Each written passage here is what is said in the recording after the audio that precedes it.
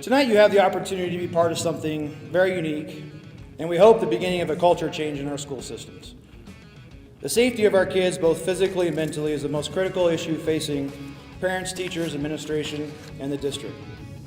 What's different tonight is that the parents are being asked to be involved in this process. Student wellness does not begin and end at the sound of the school bell. So our sincere hope tonight is that you will see the importance of understanding safety procedures at the school level, that you will understand the importance of being involved in the conversation and keeping our kids safe, and that some of you will take action to help make our community safer.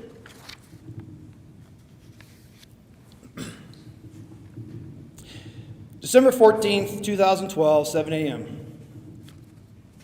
I walk out of an early morning meeting at my office and head back to my desk. I pick up my phone, and the first thing I see is a USA Today pop-up saying, "Newtown school shooting." I then read a text from my wife, "Call me right away." I had already come to Parker to start painting our house, doing our floors in preparation for our move to Sandy Hook. The rest of my family is going to fly out the next day, on Saturday, and join me here. We were all very excited about our move, and surprisingly, the kids were just as excited as us. Those plans changed, and I got the longest flight of my life back to Connecticut. It was a miserably long flight, and unfortunately, I had internet access, and I paid attention. I was reading the news. I was going. But I remember specifically, I spent most of the time searching for a counselor here. I knew that we were going to be damaged, and I didn't really know the details at that point, but I knew it was going to be rough. I finally arrived and was picked up by my wife at the airport and my 4 kids, and there was a strange silence in the car. And I looked back at my 6-year-old son, and a sad face, and all he said to me was, "Well, that was a murdering day."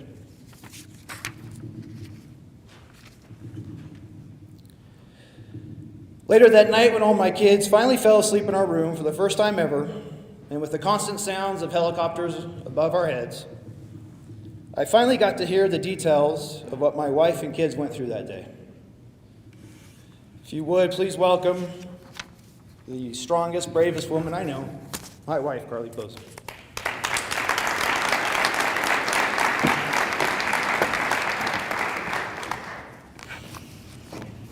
Thank you all for being here. On my Friday morning, December 14th, 2012, I was out to breakfast with my girlfriends. We were all discussing what our kids were getting for Christmas, the gingerbread house making party that we were all supposed to attend in our children's classrooms that afternoon. I knew this was going to be a difficult day, despite the Christmas spirit we all had, because the very next day my family was moving to Colorado, away from Newtown, away from the life we've made there. Little did I know then just how difficult that day was going to be. In the midst of our conversation, one of my friends gets a call from the town saying, "Shooting in Newtown." We all discussed how we remember there was an attempted robbery years ago at one of the local banks in town, so we just all assumed it must be at a bank. Then another one of my friends, she checks Facebook, and there was a posting that said, "Shooting at a Newtown school." Well, I think it must be at the high school. And just as I think this, my friend sitting next to me gets a call from her husband.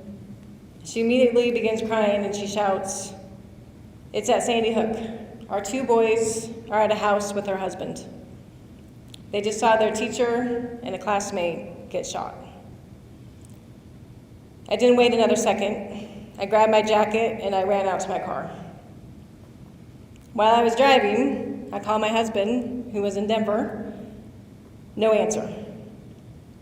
Then I think, what about our daughter, Mila, who is in 4th grade at the school? Where is she? I know our son is out of the school at this yellow house. He had just witnessed horrific things, but at least I know he is safe and out of the school. But what about our daughter? I also know our other 2 kids are at the intermediate school in town, but I think, is Mila still inside the school? I finally arrive at the firehouse. There weren't too many emergency vehicles yet, and I park right in front. I run into the firehouse, and I find our daughter. She is safe. A moment of relief. Her friends were all asking me to call their parents, so I call a few, and then I explain to our daughter what her brother Riken saw, and he is at a yellow house. As we walk out of the firehouse, I see one of my friends who was at breakfast with me. She asked if I have seen her son. He is also in first grade, but he's in a different class. I say all the classes are inside the firehouse. She says she looked, but she can't find anyone from his class. I tell her they must still be evacuating, and we both believe this, since the whole class is missing. Amila is anxious to see her brother Riken. She says she has been worried this whole time about him. She explains what she heard and how the art room classroom door wouldn't lock. So they all had to hide in the art room teacher's office. All she wants to do is see her brother, but we can't seem to find this yellow house. She still talks about this moment as being the worst part of that whole day for her, not being able to see Riken right away. I find my friend whose husband is at the house with our boys, and I call him. He directs me to the house. We finally see Riken. Another moment of relief. When we both see him, he's carrying a lollipop in each hand, and he begins to cry when he sees us. Riken says how worried he was about Amila, and she says the same thing to him. We all hug, and we talk a minute before we head back to the firehouse. Then Riken wants to share with us what he saw just a few minutes before inside his classroom. He said he was at his desk doing his Friday news book, and he heard loud noises. His teacher, Miss Soto, told them to all go to the back of the classroom and to sit on the carpet. Just as they do this, the gunman enters his classroom.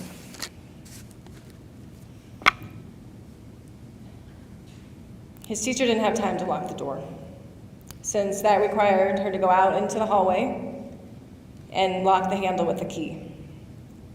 He then says, the gunman pointed the gun at each of them, and then he found Miss Soto and shot her and one of his classmates. He said then he knew this was a very bad guy since he just shot a child. Riken says he watched him the whole time, and when he reached for another magazine and went to reload, Riken saw his opportunity and he ran out of the classroom door. When he got outside, he ran along the sidewalk to the firehouse, the way they had practiced in fire drills. It would have been much safer and quicker for him to run through the parking lot, but he was following the rules. When we finally saw the police report recently, we found out that the gunman had shot 9 bullets to the windows of Riken's classroom, past that same sidewalk that the kids were running down. And when Riken got to the firehouse, it was locked. It was a volunteer firehouse, and there was nobody there at that time of the morning.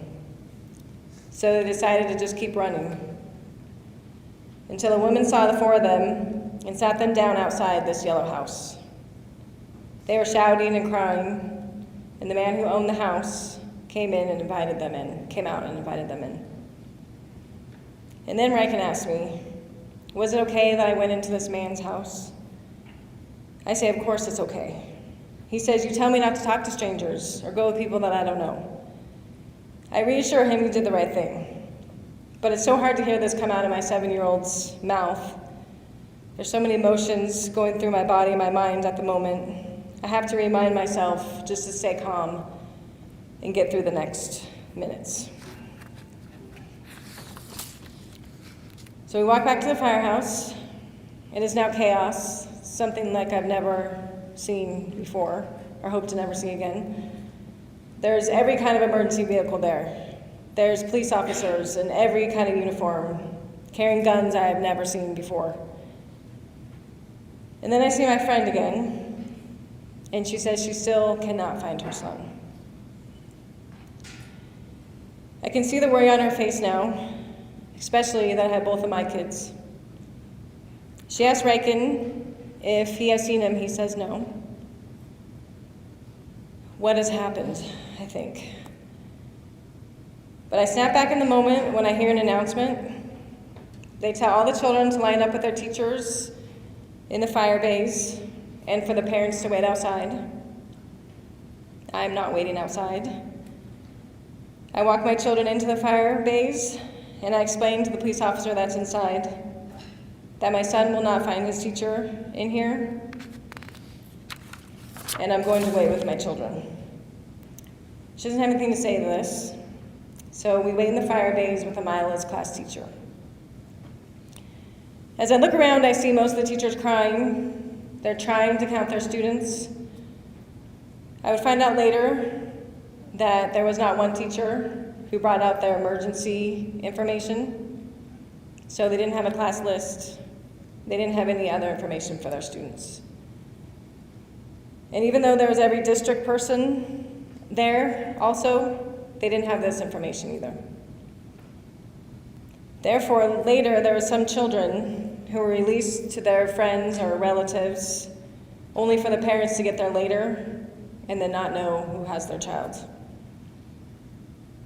We then hear another announcement. Please find your children and leave as quickly as you can. So most parents leave with their children, except for my friend and the others who don't know where their children are. And at the time this was taking place, I had no idea there was something called a reunification plan. That was not a word that I was familiar with. And we all know now, Douglas County does have a reunification plan, and some of us have seen it in action. Thankfully, they have planned for events like we saw last Friday. I'm sure Newtown had some sort of plan on paper, I would think, but they never thought they would need it. I check again with my friend who hasn't found her child. She's now in a room with lots of other parents. I find her, and she's distraught with fear. I fear that the worst news is about to be told to this room of parents. And I know this is not the place for my children. So I tell them we need to go home, but Riken will not leave until he tells a police officer what he saw. It takes me a while to find one that will listen, though, but we finally do. And she takes a statement. Later that night, we would find out 20 kids and 6 adults were killed that day. This is still so hard for me to even say or process. How could this be true? How could so many children have died that day and mine survived? Like Dave said, he flies into JFK from Denver that night. We wait to tell our kids about Riken's friends who died until we are all together in the car riding back to our house in Sandy Hook. This is a conversation I never imagined I would need to have. It was hard to get these words out to my children, but it was even harder to think about how close I was to having a very different conversation if Riken wasn't able to run out of the school that day. So the kids and I have tickets to fly to Denver tomorrow, December 15th. Since Dave decided to come back, we all fly to Denver together. We leave Sandy Hook in the morning, and we arrive at our new house in Parker that Saturday evening. 2 months before all this happened, we decided we were going to move from Sandy Hook to Colorado for my husband's job. In searching for areas to live, we narrowed it down to Parker, Highlands Ranch, and Castle Pines. mainly just because of good schools in those areas. I was really only looking at ratings of schools based on academics. At the time, I didn't think to look at the security in the schools or what the district was doing for keeping kids safe. Before December 14th, I just assumed my kids were safe at school. I was very involved at Sandy Hook School. I was a member of the PTA. I volunteered in my children's classes. I was in that school at least once a week. I attended all the PTA meetings. I volunteered in the library. Never was school security talked about. Never. Not among us parents, not at a school level, a district level. I never heard it talked about, nor did I talk about it. This is why it's so good for me to see all of you parents here and thinking about this. Because like I said before, I never thought about it. I didn't ask questions of my schools in Newtown. I didn't ask, why aren't the classroom doors locked? Why don't you have visitor badges? What happens if the children have to evacuate? And so many more I could have asked. So this is why I'm telling my story, so us parents can be motivated to get involved, to ask the questions, and then search out the answers. After moving here, my kids had to start elementary school in Parker last January. And the only thing I cared about then was how I was going to send my kids back to school and feel like they are safe. So many conversations later with our principal, the vice principal, anybody that would listen to me really, the custodian, teachers, school districts, the school district, I was impressed. Douglas County School District has made our children's safety a top priority, and they haven't stopped working on this issue. They are always evolving, and that is where us parents come in. We can have a voice in this too. We can know what is being done to improve our schools. We can make suggestions, talk to our kids about it. My kids are my biggest source of knowledge. It's a top concern of theirs, and they will tell you what makes them feel safe or not. After I felt my kids were physically safe at school, which I do, I moved on to helping them be mentally safe. And that is when my husband and I founded a Sandy Hook Columbine Cooperative with Dr. Carolyn Mears, whose son survived the assault on Columbine. And she also went on to write a book called Reclaiming School in the Aftermath of Trauma.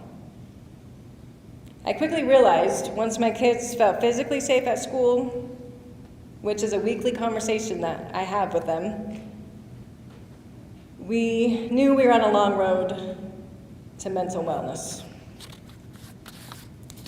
So this is my focus now, to help schools be prepared for children who have gone through traumatic events.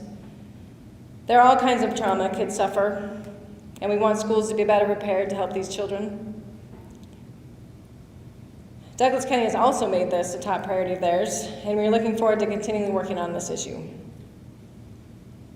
On December 14th, when I was having breakfast with my girlfriends and anticipating our move to Colorado, what I thought would be a difficult day for that reason alone turned into a nightmare. While a part of us will always be with those who we love back in Connecticut, Dave and I believe and know from experience it really does take a village to raise a child. We are so thankful and proud that our village is here with you in Colorado. We've met so many great people, some of them sitting right here on the front row, and police officers, everybody has been welcoming, and our family would not be where we are right now in this journey without many people in this room tonight. So we are ready to do our part to make certain that not just our kids, but all kids are safe at school. Our hope is that our story and some of the other ones you'll hear tonight motivate you to be part of this journey that leads to even safer schools.